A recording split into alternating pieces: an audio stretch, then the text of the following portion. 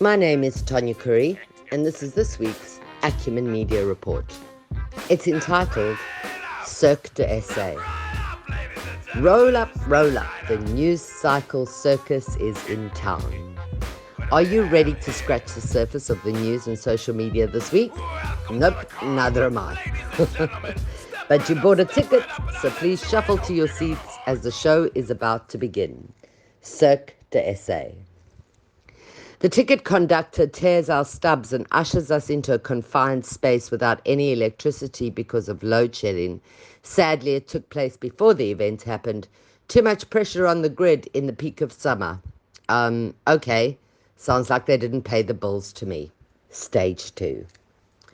Our first and really fine opening act this week was Zandile Mafe. Our homeless Guy Fawkes and always a crowd pleaser, according to testimony led by Darlene Porfu, told us how he was good friends with Eugene Terreblanche. For those younger audience members, Eugene was the biggest racist we saw during our apartheid years, and that says a great deal, right? He was one of the worst because he bore no shame at all as he galloped his horse across the ring. He was loud and proud when he announced that brown people were worthless and needed to remain in apartheid.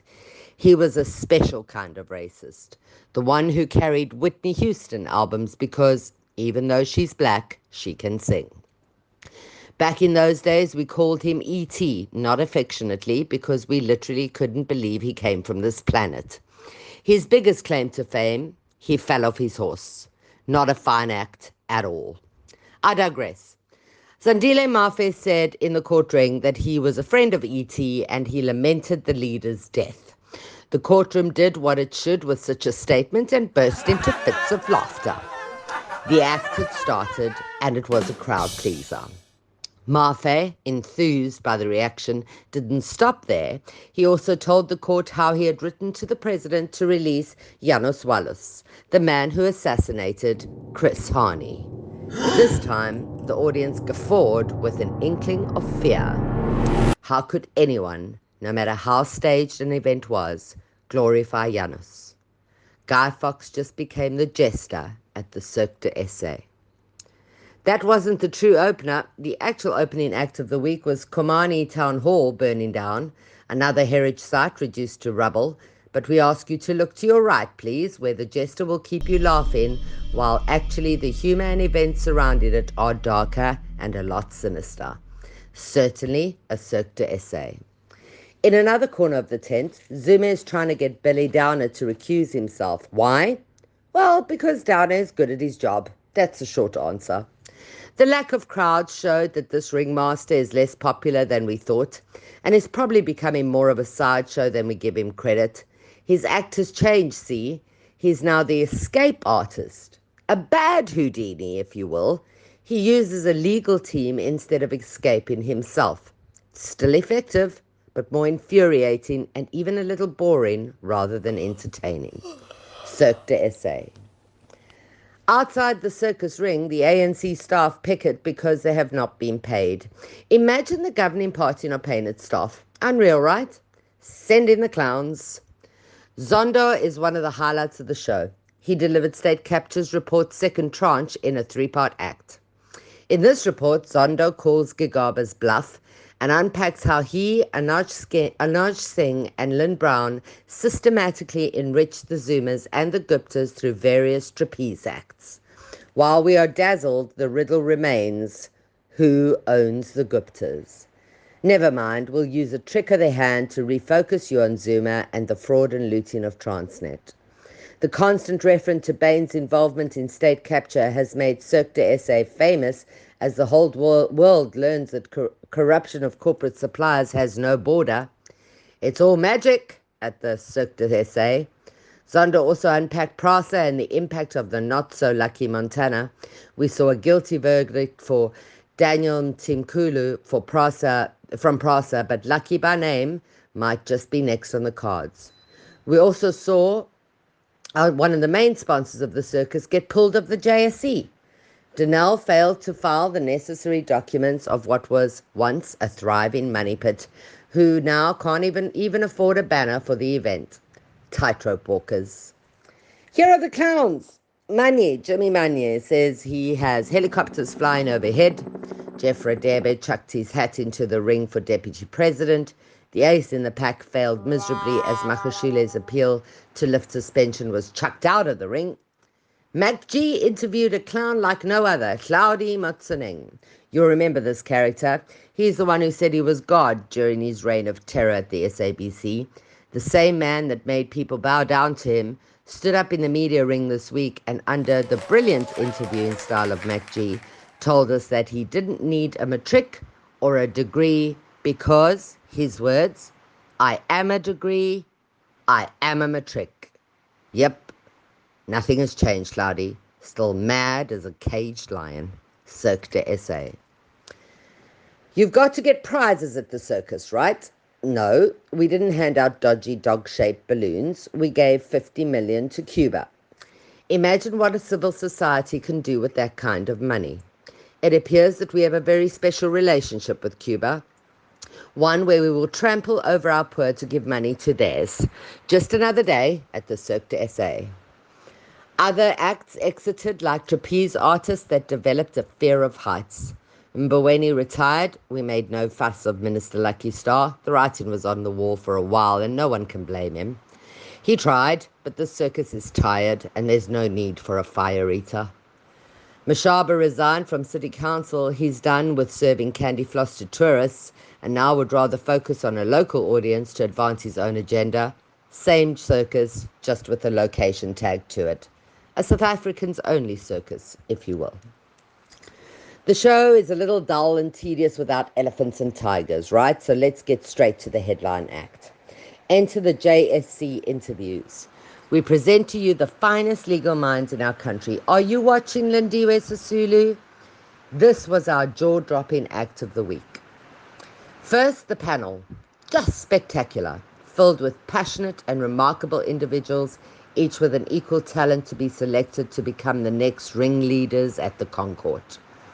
A word on Concourt. It was slow and sluggish in the past performances and, to be fair, quite ineffectual. Sure, they tried their best, but to date they have not shown any mettle to remove the rot and do justice to our country. They have proved that if you just ignore them and if you had a headline act at the circus before, you'll pretty much get away unscathed. We bought the ticket though, so we may as well enjoy the show. My personal favourite was the genius act of Mandisa Maya. The only woman in the room held her own when she was presented with misogyny right here under the lights. First, Mpofu joked that they had spent the night together. After a rumbling from the crowd, he clarified that they had studied together. Then Lamolo joined the misogynistic narrative and asked her if the country was ready for a woman Chief Justice. Yes, he said that. Her response, it's not a proper question to ask. That question actually annoys a lot of women. And I've heard people ask, was it ever asked if South Africa is ready for a black Chief Justice? And if not, why? Why are we asking about women as if we are this homogeneous, this special group that needs to be done a favor? Just you keep checking if they are ready, and then at some stage you think, oh, maybe now. No, that's not who women are. We're as capable as men.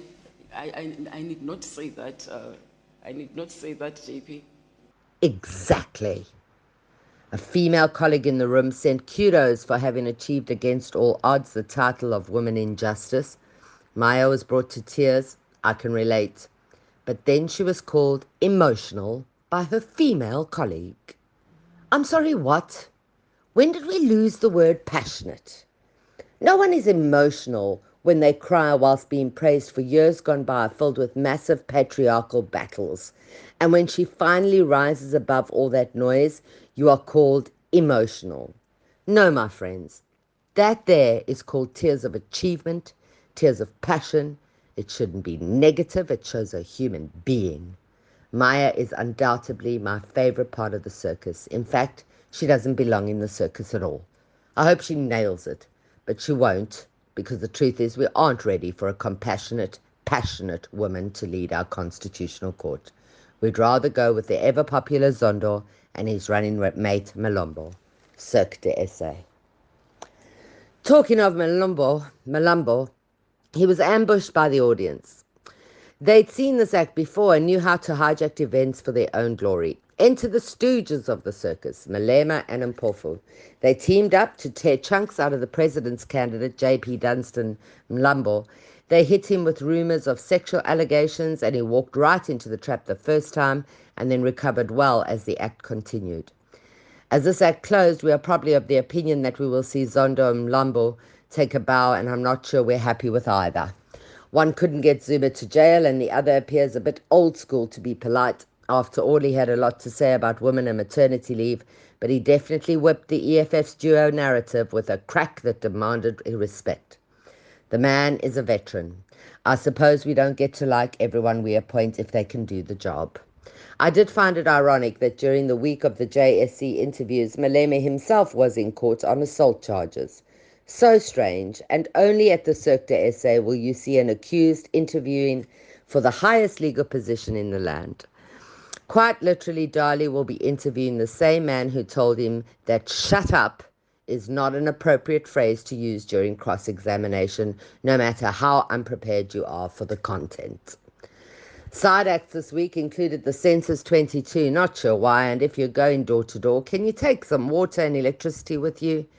If we can afford to have a census, surely we can fix the water problem in Johannesburg. I'm so naive. It's like saying that the billions of rands from COP26 will resolve Eskom's loadshedding. South Africa is finally out of the fourth wave. We're a bit late out of the gate as countries like Denmark declare no further COVID restrictions whatsoever, and USA and UK are on the same path. But here we are, almost 700 days at this circus, a buckling country at the weight of people standing on the lipizanas. At international circuses around the world, Joe Rogan is an anti-vaxxer, and Neil Young pulled his music from Spotify because of it. Look, I like Neil, but he's pretty irrelevant. I'm not a Joe fan, though. He's bombastic and has a massive ego. To be fair, I don't really care about any of this, but others do. Prince Andrew launches an assault of a legal kind against his accuser from the Epstein case. Did you watch that series on Netflix? He's as guilty as a clown who asks you to smell his flower. Elon tried to pay off a teen that had a tracking tool on Musk's planes. He offered $5,000, but the youth today are smart, my alien friend. This guy wasn't selling. King that teen, he sees it. There's bound to be fireworks display at the circus cacophony, and here it is. Russia and Ukraine stand toe-to-toe with weapons pointing at each other's heads. The circus may blow up, and we were only watching clowns. And just when I took in a breath, we heard that Cyclone Batsirai is on its way and heading straight for the South African coastline. It better slow down because there's only one dune between me and the sea. But hey, I have a wetsuit, so I will travel. I'm Tonya Curry. Thank you for joining me as I scratch the surface with Acumen Media.